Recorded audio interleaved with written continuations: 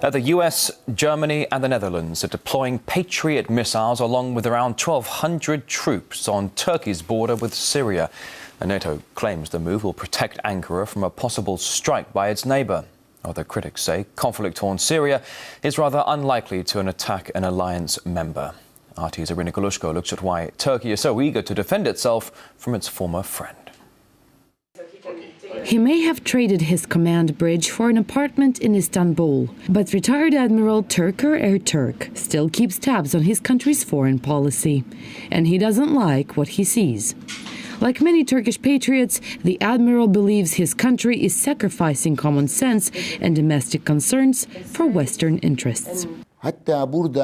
Turkey is looking at the Middle East through America's eyes, not for a purely Turkish perspective. For example, with Syria, Turkey claims it wants to see democracy in Syria. But look whom it's working with: Saudi Arabia, Qatar, and their democratic credit is wanting. Forget the zero problems with neighbors rule, which Ankara has prided itself on for many decades. Critics now see Turkey as dancing to one nation's tune.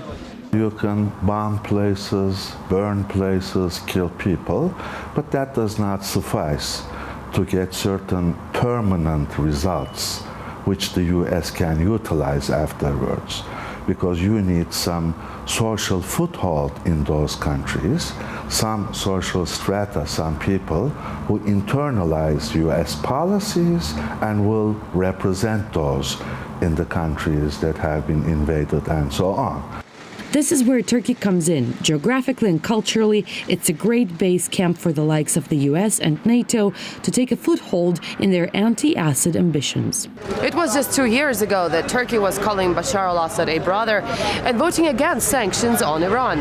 Its relatively recent change of heart, however, may not have everything to do with Turkey's desire to appease the West, and may indeed be part of a plan by Turkish officials to become regional, if not global, major players.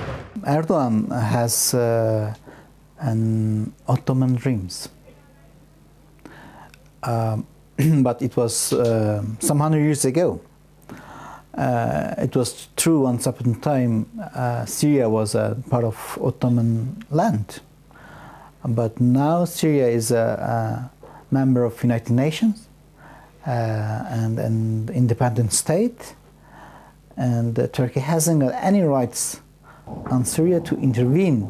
Yet, Turkish officials seem to skirt the issue of their internal problems and instead turn their attention elsewhere. Syria, the case in point.